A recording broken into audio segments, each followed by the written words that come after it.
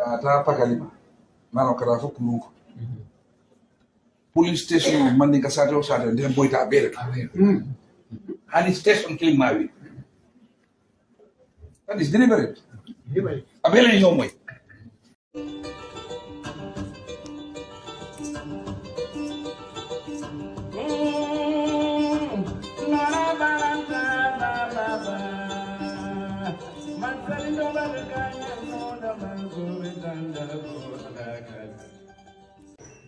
Assalamualaikum bademolo hanibe bi mbalje Kunkujang Keitaya UDP Bureau nal badem malon Suleiman Jam sina ngal lamoy bayo silfo sonko councilor men gada Brikama area council la kumakangola.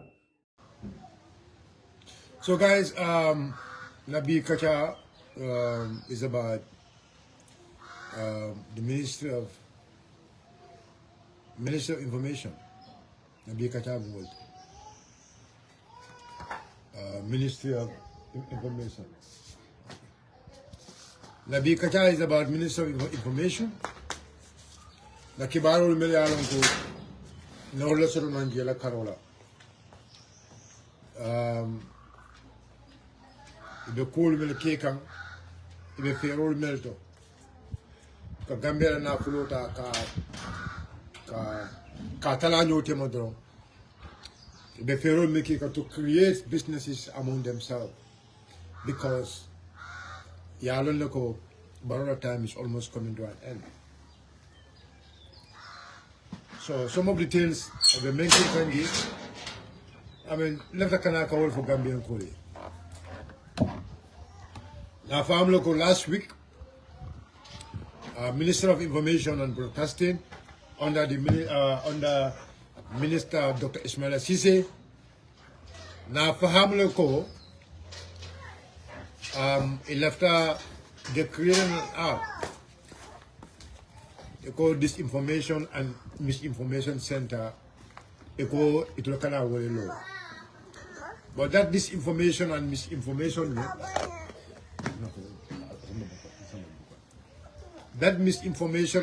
disinformation center I understand any more deal can the person have already created the app.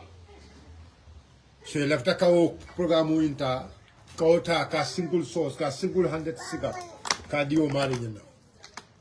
That is what exactly they want. They want a single source to an individual.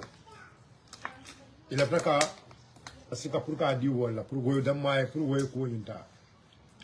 Yasamba Minister of Information. Sorry, Yasamba GPPA, Gambia Procurement, Gambia Public Procurement. Kabili Yasamba je, wala na attend loko no at a single source la no. Wala attend loko at a single source la no. They have to tender it. They have to publish it.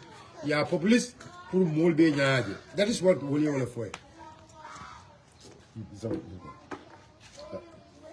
Wolkoyoko Alnanda Kamdula Alia publicize. I got public tendered. Other companies also can apply. Other companies also can apply. Or Alia restricted tender. So Niamo restricted tender, Ulam Yuduko, if I'll like a company tombo. I'll fall like a company tombo.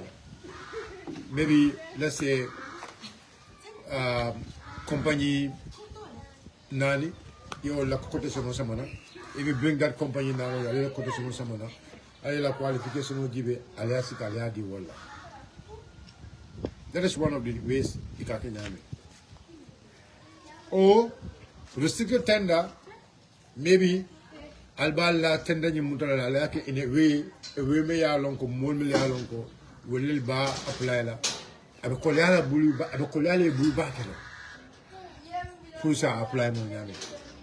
But all because they are targeting it will left a kadi moment na puka meso contract ko nimbe dila wala. So kama mole minamu disinformation and disinformation center ni mealo ko baye la minamu la intentional. Iko because iko ha government is doing a lot of issues. Government be do ko jamana ke kan, but government efforts ni media buka fintindi. Eko media buka fintindi. But what exactly is the main quarter? Because there is a bill if the member Samba come to the parliament, and I believe GPU, Gambia Press Union, a button in Kalamale, because I understand go you belong in detail for another Korea study, but if there. So what they want is all in the call, Elafta Kajo sign, Masakunda on the counter below Banco Kanjam, Masakunda on the counter Tonya Jam. Any Kumo for the Jamea look against the government, Itolu, Ibo Mutalale Yak wrong. I highlight as a false information. It's like so Masakunda Doro, la Kamodo Nebelola. Another Masakunda Faniafo, Masakunda Fania Belola. That is exactly what actually they want. Another Masakunda form of Faniafo, Fania Belola, but Nimbanko Dule Tunafo, Tuya in the boiler. That is the plan in the main court. That is about the social media bill. The social media bill may along iba prepare come a table before the members of the parliament are the intentional monkey to silence the people.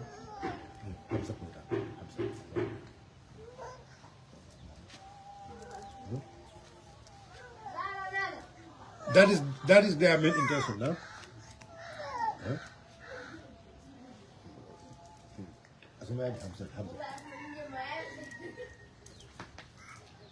What are the main intention?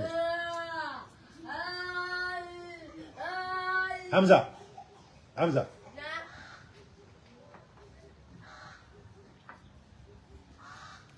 That is their main intention. The main intention of Mula Malti. How if a bank do silence no nyami, if a bank do deal no nyami. But again, a better than a baby movement rolling into ko. Kana banko kodo ta ka suya nyoe ka tala nyoe because Baro government is coming to an end. They are coming up with such kind of projects. They are coming up with such kind of projects.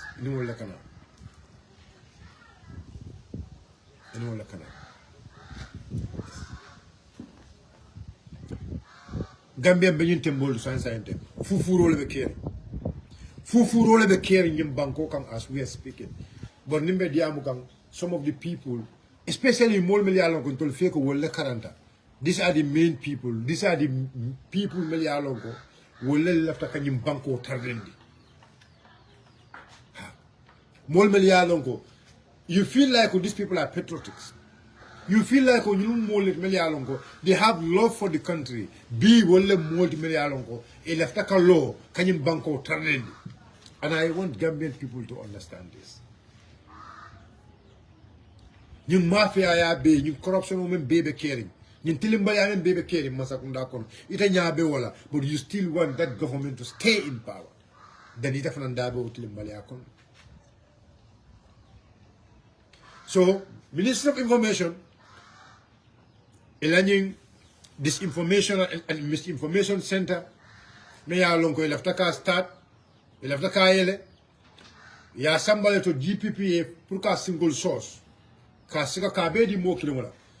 But GPPA atandila lako no at a single source la no, they have to open a tender. So mbesila mbe tender button la mba jibela for populist la for that populist la whether it's going to be restricted tender or it's going to be public tender.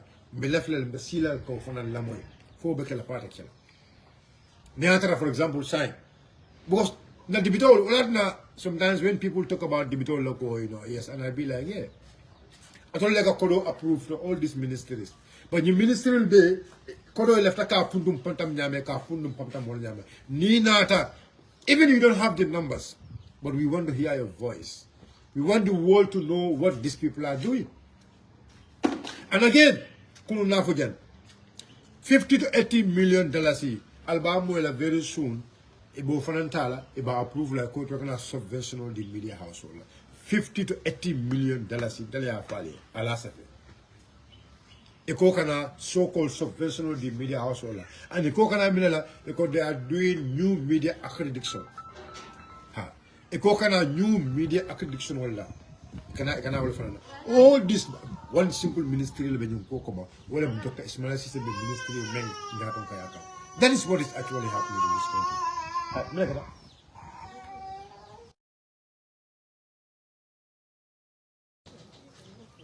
That is what Ismail Sisabe Menyato Kayakanja. And the ministry Menyato Kayakang, that ministry is the one Mayalong will be in bail. The social media bill, this information and misinformation center. And then I am not saying if these things are things Mayalong Banco Marker, this should not happen. But the way they are doing it and the intention why they are doing it, that is my problem. If Neatara, for example, these are things Melialongo, they will benefit the country and it will create fair balance to everyone. I don't mind about that. But the Benin Beki is to silence the Gambian people. The Benin Beki is to embezzle our money. I mean, I want the ministry to come out and say, let them come out and say, like this information and misinformation, Fongome Yasama GPPA, ya rejected. GPPA are rejected, and the GPPA advised them, Kafuko, Yamurundi as a public tender or a restricted tender. The social media bill, right now, GPU, if you ask GPU, they have the bill. But I don't know why GPU is silenced with this bill. Because that bill, the way they made it, I'm telling you, a lot of media houses are going to die. And the new media accreditation they cannot amend is all going to be segregation. They cannot media household register. The new media accreditation they cannot amend. Accreditation they cannot amend. I am telling you that new media accreditation they cannot amend is going to start about a media household segregate. They just want to know. They just want to have few media houses in their hand for those media houses to do propaganda for them. That's all what they want. They are not looking for anything among propaganda. That's all what they want. Propaganda. Using our public money to do propaganda. Using our public money to do campaign. Using our public resources to mislead Gambian people. That is what exactly they're doing. They are not doing anything now, They have no other plan now, to embezzle our money. That's all what they want. When we are talking to Gambians, how we are coming together, people will say, look, but let's call a spade a spade. No fokang, or didn't project Melialongo, who didn't project because never going to get off. If I send the party Melialongo, everybody knows because they have no numbers. But because Melekata, it will left a Kajako, or party will fence secure in the coalition so that they can be members of the parliament in their various areas. But Anatara, for example, it will party owner a coalition or they cannot secure some of those places. It's better than it's not that they love the country. It will left hype. They are not only looking for hype. They are not looking for hype drum. One lie as if we all know where the truth lies. It's time by time we'll confirm the water for you. It is a political party or mayor mayor's election or mayor's election or imam mole on the blood. It is a political party or mayor parliamentary election or imam dibidol no blood. Only few places in the world during the last parliamentary. It is a party or mayor during the last council young. Councilor Sipme from Councilor Sipti. Ya Councilor Yalni only few places here like Councilor Yako Dono. It is can I have moleko. You want to disrespect people. But I told the patio, Ibe patio mento. Cabinet Tamomelgo joined take and what was their agreement with those people? What was their agreement with those people? Tamome Alongo, 2021, Cabinet Mall joined the Tuluka. What was their agreement with those people? Let's call a spade a spade. It's now time for us to speak. It's a quotum activist. It's a quotum banco candidate. But you don't want to speak the truth. You are only looking at your own personal interest. Banco with difficulty, you don't care about that. But you only want hype. It's a quotum you are a pan-Africanist. It's a quotum Tonya Fasa. It's a Muntonya Fasa. You're telling us coalition is about numbers.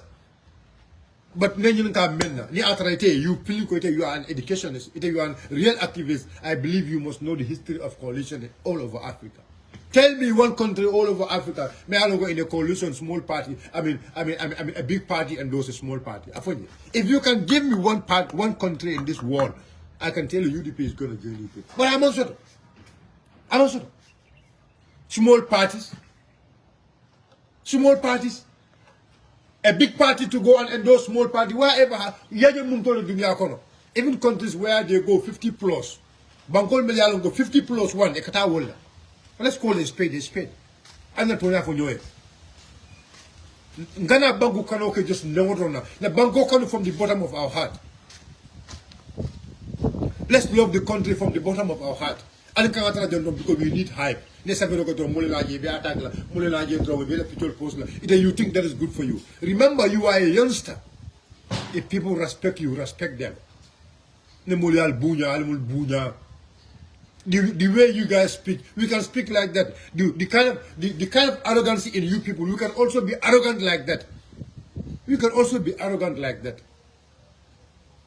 You can also be arrogant like the way you people have been arrogant. You cannot deal with Diablo, Almond Ibukalo with Diamo from La Jami. But Jumala Buffalo, it is a party or mentor. It is the party you are not. Come on. Yellow, I don't want to go to that level. But because like that, now let's have a look at the media house, all you have picked wrong, and they will know. I told you I've been a well Banco Doko. You think that is what is Banco Doko? You have to work for it. When do you last to go and engage your people about your party from? Where you even come from, your work or your village? When was the last time you engaged your village members and talk to them about your party? When was that? When was the time you even engaged in political activities? You are telling us, when you do coalition, blah blah blah. What are you telling us? But Gambians have to be serious. Look, remember for Gambian ko momo mara mola jang. Anu momo yalo noko ite killing yalo noko bi banko be batamen ko. So when you didn't project melialon ko di emang sola tela emang futu musute bul fente bul bula cence mala bo nyama o dinne merawul alkali danko. Because bimbe tembo men kono bi the way this country is bi banko be nyama bimbe yalo. Ite kuma longo bi banko do tembo men kon. Ite kuma longo bi the unlawful things so million ko lebe kikanyim banko kanja. You know the unlawful things million ko lebe kikanyim banko kanja. But you still ignore all those stuff. You all be ignore. You ignore everything. You ignore all those things. Imam banko je. But your head because either you want to be a member of parliament. But even if you want to be a member of parliament, there is a way to do it. Wherever a coalition has to be, it has to be with numbers. Go. Even for example, in that primaries, the winner is going to be the person with the highest number is going to lead the coalition. True or false? So you are already seeing the right numbers there. You want to deny the numbers. You've seen the numbers and you want to deny it. You want to baffle people. I left like a more confusing. I left like a more mislead. We know your intentions. But if that is your intention to Adama Barrow to remain here, let Adama remain. Let Adama remain. And we see who cares. Ni momo intention of multi danko Adama Barrow to jam. Adama Barrow masakunda to jam. All this problem can be for jam. Adama Barrow to jam samong nyaya momo you kokada protest letter. Nyaya momo you kokada protest letter. When you are the very people who architect division in this country. You think you are no? You think you think who is going to listen to you when you are the architect of destroying unity? But I believe your elders are not going to listen to you. I don't think your elders will listen to the likes of you. Because the way you even talk, none of your elders will talk like that.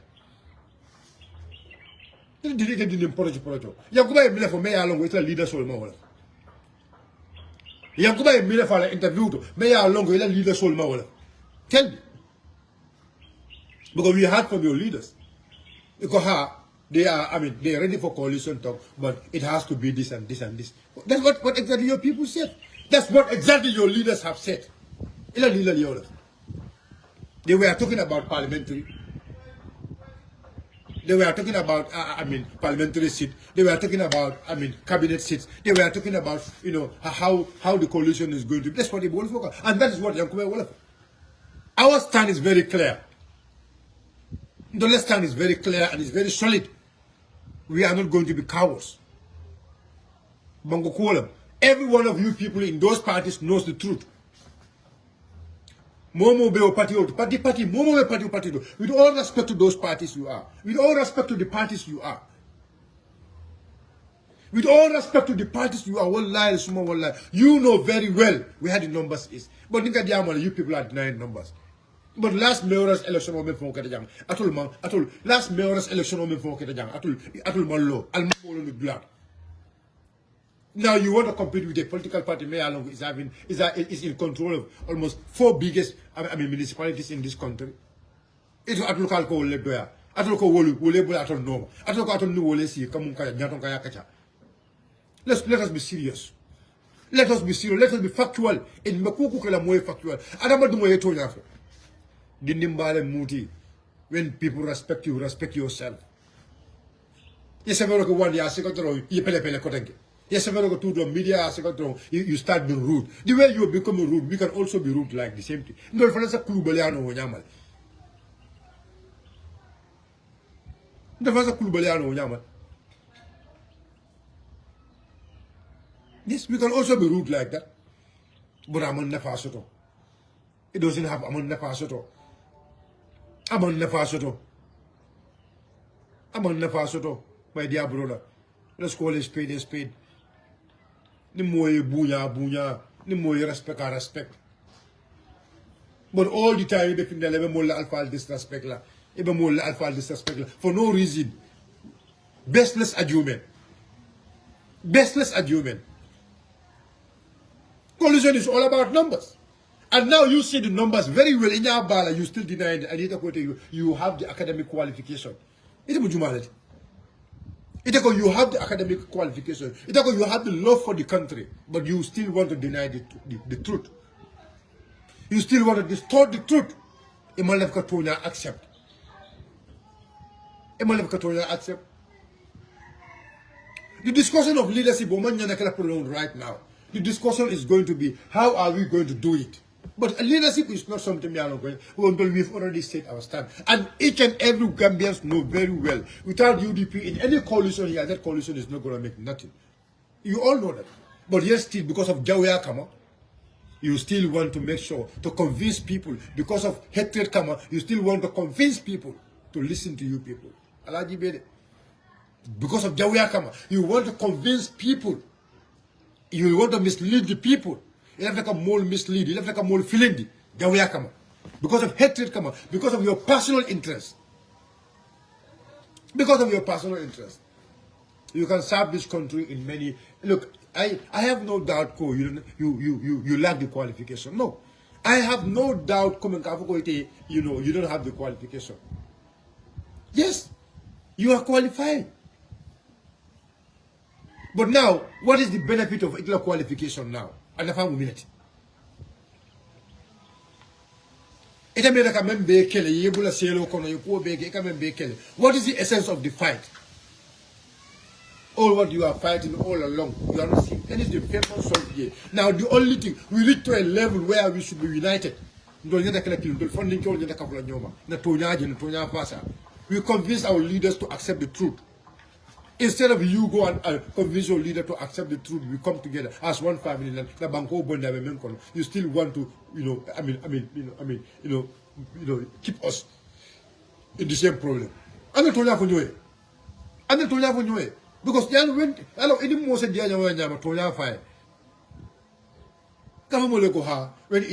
when it comes in time of coalition building, you don't look at numbers. You don't look at numbers. If you don't look at numbers, why are you telling us to select numbers and bring them into a primary? Bila tila sa alka mo leko, nimita primary la, momo nya naka 70 60 or something. What's the? What? Is that not numbers? Is that not numbers? You telling us to bring numbers, and if we bring numbers again, the person who is going to win there must also a farmer refer numbers samana. Numbers. And you still tell us numbers are not important in coalition building. Majority or minority is not important in coalition building. Hey, majority or minority is important in every coalition building because you will determine who is going to lead the coalition by numbers. What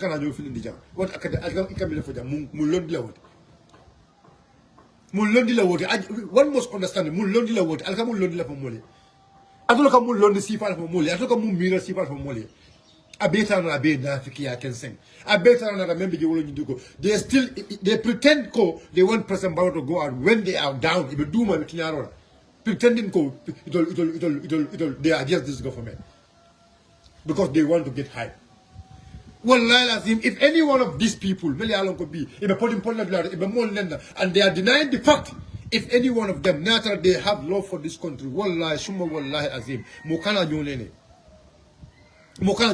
They know where the truth is. Some of them want to write Moli long, Moli hype, so that's what they want. But we are not at that position right now, just for somebody to be looking for hype. We are not at that position right now for somebody just to be looking for hype. We are at a situation, let's call a spade a spade. And no matter what funding especially the funding anytime there is protest, we always go out and do the protest. It are protest like you do all that because make a banko motor attack on cookie. Now, after 5 years, now we only have 9 months to election. 9 months for us to make decision. Kajako, we have to change it by force. You cannot change it through a gun. You cannot change it through a protest. Nothing. You cannot change anything. We are only doing this protest just to make sure to alert them about the system. That is why we are doing it. Many system, many protest will be you know that none of us are doing the protest will be back. Do all the protest killers that must have never seen them. Nim protest killer do it finti. Any protest don't hey it finti. We are all in those protests. In the protest we want to correct the system. Now the system you want to correct, let's come together, no system on your body. But you be the very people, you want to confuse the people. You want to mislead the population for your personal interest. You want to be denying the truth always, continuously denying the truth. Come on, we'll look at numbers. Numbers. Now I'm going to cut the Many members going be at the end of it because we want to go to pool. It's a party of the last presidential election. It's a party of deputy election, last parliamentary election. It's a party of council election, last councilors election. But it's a party of lot of mayor election or let's call it spade a spade. When it comes in terms of truth, especially until funding whenever there is protest, we always go out to do protests. Protest. Because of bad system, bad governance, corruption, go to protest. Because of we want to sabati, rule of law, that is our fight. But that rule of law, you always want to bend that. Tell me, what is more democratic? What is more democratic than an election? Tell me. What is more democratic than an election? An election results. An election data, you are in denial of that. Do you think you will achieve anything? Election results are data, you are in denial of that. Let's call a spade a spade. Last presidential election, Jumale Sokonta, who was the B Naba Nyama if oppositions are ready. Because 50 plus 1 month of the jam. Naba Nyama, in a serious country, all the opposition will just get into the bigger opposition and fight against the incumbent. And fight against the incumbent. Let's call a spade a spade. Naba Nyama B. I'm gonna need what primary investment. It's a matter of us to come together, we discuss how we do, the kind of governance we the Gambian Kola. That's all what we have to do. That is all what we have to do. But not we all know from the last presidential election, the so-called results, who was the runner-up? Now 50 plus 1 in Bangkok Kanjang. 50 plus 1. 50 plus 1. Let's call a spade, and we have love for the country, not just only looking for hype. Not just only looking for hype. Senegal jang, Pastef no jang, right now jang, Senegal, Pastef le motombo ya London. Other political parties come and join. They call it a Jomai coalition. Do you ever heard them going for any primary? Because they know Bankobe Lebulo, they know the situation of Bankobe Diamento. That is why they call them patriotics. That's why you command the patriotics. Gambian ko lan kana so moyen nene. Funding ke lan kana so moyen nene. If we have love for our country, Allah lo tonya fe, Allah lo hak fe tonya hak. Wallahi azim, lilo tonya fe na nafabe woloto. Let's call a spade a spade. Let's call a spade a spade. But kukili nzo fali. Ni al balanda tonyala. Al balanda tonyala. Allah subhanahu wa ta'ala ndolbe Allah ta'ala le mital solo. Ndolbe Allah ta'ala mital solo. But yawmal qiyamati momo ti alon ne yem menki yaki international men kama. Yawmal qiyamati alabe momo klik alabe ndolbe clean kitindila. Alabe momo clean kitindila of what you have put under the Gambian people. The denial ye Gambian call balimenna. Alabe momo clean George Lala. Because of your emotions, because of you don't believe in truth, because of your personal interest, ye Gambian call samba kukurundina ala for the ni alman tankala ning atara al yeban tonyala alman tonya fasa ana balo stire nyim banko kan jam. For the 5 years membinala all the difficulty Gambian call in the konfenkone mari along ko ila hako be jele. Because you are the people along ko lebo architect. So that's why whenever I see some of these young people talking, and these people say, "Oh, they are educated," and I be like, "What kind of why you live in a car? You live in a car? It's a car, but you still want to deny it." But your mayor Alonco right now, without doubt, is having 200,000 votes lying down, without doubt. But your mayor Alonco right now is having 200,000 votes without doubt. But your mayor Alonco with them 100,000 from Soda. But your mayor Alonco with them 50,000 votes from Soda from the last presidential election. It go kana, it go to Patio Mayor Alonco is having 200,000 votes. It got a condition about who is going to lead them. Let's call a spade, buddy. What is more democratic than that? What is more democratic than that? Kajako. Mine Democrat, betonyale follow nyoe. Betonyale follow nyoe. Nimman tonya follow nyoe, betara mini saran lela. Betonyale follow nyoe. Go, last presidential election. Patio Mayor Lonko, among even 50,000 votes for Mosoto. With all respect. We respect them, we respect, even after they have even 10 votes, we still respect them. Respect because they have used their time to put a campaign. Okay, we respect that. But sending that on coalition, the Amon Bola for Kanjang, for another Kamuluta Koma. Nale Mulumuta Koma, Akoita Alama, Billah, Inshallah, Aladanilla. Momo Mulumuta Koma, Molmel be Koma, Alma Ale Bondi Koto. Alma Ale Bondi Koto. Ale Yatin defend me along to the world. Take all from Mole. To Yabe Diamond, Alma Ale didn't do it. To Yabe Diamond, Hack be Diamond, Alma Ale didn't do it. But cooking is over. It's a Jawia bake. It's a Balambaya bake. Ale Mensafi will not a baila. Ale Mensafi will not a baila, isn't it la? Joe Balantawo, Imam Balawo, Ale Asafela Belari, and at a baila. But Alapan could not say, Momo Katoke, Bo Katola Kekam, Dolbe Katolian Kekam. But wallah Allah said Allah mensa fe welarna already ndol mu katala leti be katola ke kandron ponka menjin alabul pour ayke bo ala man jom fana yamar ni lay ci yebul la ñokam wala na farla sallu lol nata wala na sungul nata wala na makatal nata wala na don nata go ala man jomo da yana dunya ko ka ci ke bul la ñokam ala man jomo da ko ala man jomo da ko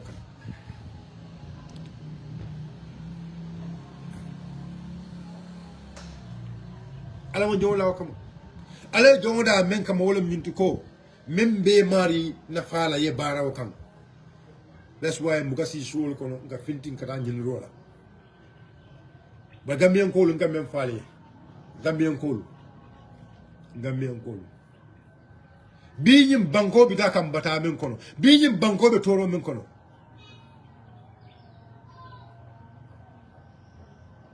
nyim banko be toro men kono ñim banko be bata men kono alim fongo jibe bal dan alim fongo jibe. Let's look at ourselves. Alim fongo jibe ba Allah jawya bula Allah jawya bula mbadi ngulu Allah jawya bula bal dan ali Allah jawya bula Allah jawya bula Allah jawya bula na bula tonya noma Allah song Allah la ke ko la Allah song Allah la ke ko la Allah bula tonya noma tonya be damin do be ya long but be balanding tonya be balanding hakla tonya me ya long ko tonya me ya long ka larine moti there is no doubt about it. Alcoholita conventional, alcoholita primaries la. But in the primaries la, yesterday we are talking about numbers. Are you telling us now let's do a national primaries? Bangu dingo be karto fai. Who is going to lead the opposition? I left a wall. Except if you want that. Banku dungo be karto fai. Banku dungo be vote. But B, another time we do an online voting. B, about Gambia, online voting. Who is going to lead the coalition? Online voting. It is all clear to you people that UDP is going to win. UDP is going to win. But quickly, and we need to be very clear to each other. I say this and I will repeat this again. Najim follow anumba follow kotankel. Niafo they always want kalaf ke fan yinan de kununda. Hey Nat. Let's call a spade a spade. Nat me ya long ba foka. We all know Nat me nakita Nat. Hey, coalition 2016. No. Let me explain to you people one thing. Hello, adama do yeto nyafo. Asake nyonya mama. Yeto nyafo any idea wole fista da ifani yafo. Ali alo ne coalition 2016 milana adama baro ganya. Fali amera no for because of UDP la number na kanya no. Now coalition 2016 adama baro aganyeta at the convention. Do you know why? My Ahmad Fati la delegate so UDP call them. But we have to look at the environment behind those parties were just here, but they did not have any followers. There was no activity. Those parties were here. My party the delegation will be UDP supporters solely. Go and PDOS même forme PDOS la delegation will fall le carte de UDP. PDOS. In a delegation, you cut out the UDP la. I remember in a delegation, I know them. We cut out the UDP because we campaigned them. B, Nico party, you bring 70 people here. Alonko, more Alonko, for example, each of these parties, il a 70 people, and you cannot bend them. There is no amount of campaign. If I will campaign la menna. There is no amount of campaign. If I will campaign la menna. Puru ya la carte osika ya di mola. Atara ito la moli le menguli de kwa dia le madia. And all of them, we know what's their intention. We know what's their intention. Gale aisi moele. Out of the 22 political parties, I think about 7 political parties, they will suspend them because they didn't meet the terms and conditions. They don't have the terms and conditions. So we have to be serious about this. We need to be serious about this. Nankara nanda ha nyo atakola. Amon nafasiru. Yalo, imagine someone na message yale moyon ko radio la kunyo ko UMC gala bijang left tele pro I mean left UMC gala na radio left pro ni diam pro left tele pro prefer contribute. Nga go no UMC will not register for ni register ta bina diam la ko. Nga ni IEC register lo men wolo national debate. Yes. Mon kumaya. Tout le monde kumaya ko. Alin la ñoma koy do especially ndol fonde kewol alin kana son moliye nanan kan yen hakilo tinya alin kana son wala the higher number of population in this country are being youth solid The highest number of population of this country are being funding 60% or 60% plus in banko dingola are being funding the funding will be into level they will play with our minds. They will start to entice us, give us money, giving us positions. 9 years, President Barrow Menke. This 9 months, President Barrow Bewolekela, just to baffle funding chawl. Just to funding chawl. Just because I don't know funding chawl lele, number of funding chawl. So President Barrow and his cabal, they will do almost everything for the funding chawl to convince the use of this country. The funding chawl to convince. That's what they want. But for funding chawl, are you going to allow yourself, the so-called small parties, basically, they know clearly, they might not be even qualified at the IEC nomination. But yet still, because what is their intention? They want to see UDP down. Some of them. Intentionally. But UDP they avoid that. They don't want to see UDP government. But one thing I am telling you, the youths of this country, in terms of funding, and many people, especially in Melbourne, these are my young boys, these are my friends, these are my comrades. These are people I pull with them every time. That is why I am talking to them. For them to really understand the future of this country. Ndolmandula so ale ntol ni bonyum bankola. Alen kana so molien nene. Alen kana so happy nene. Na kuma kamulu. Almalo kuma kamu dobe kafo ido det kuma kamu nyi abe fenet nyakal. Abe fenet nyakal.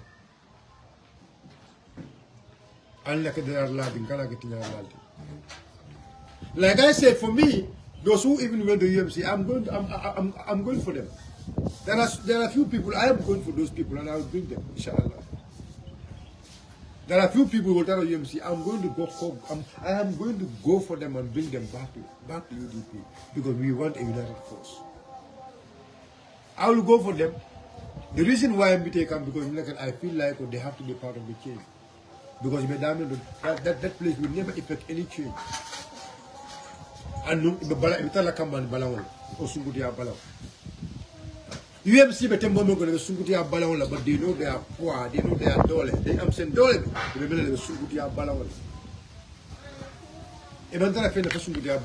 know the truth. But that is why, you know what? Now be careful, some of them will just go to NPP.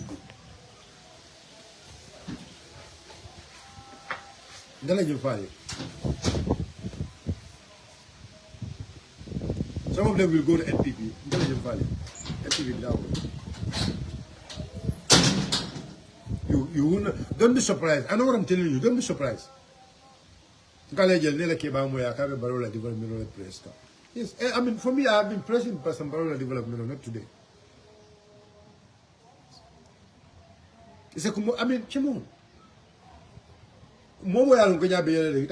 President Barrow is not doing work. He's working. He's working. But now that President Barrow will do Kuala, if President Barrow is actually working for the citizens, for until right now, but feel connected into our life or not. That is the bigger question.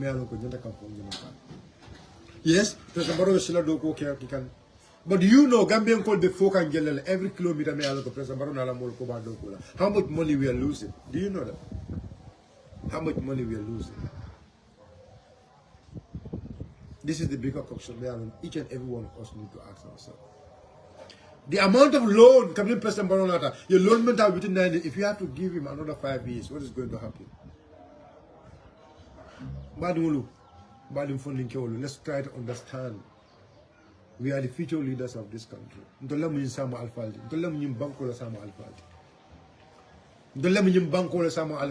Let us not just look at our personal interests, but let's look at collective interest, national interest. National interest, and be national interest.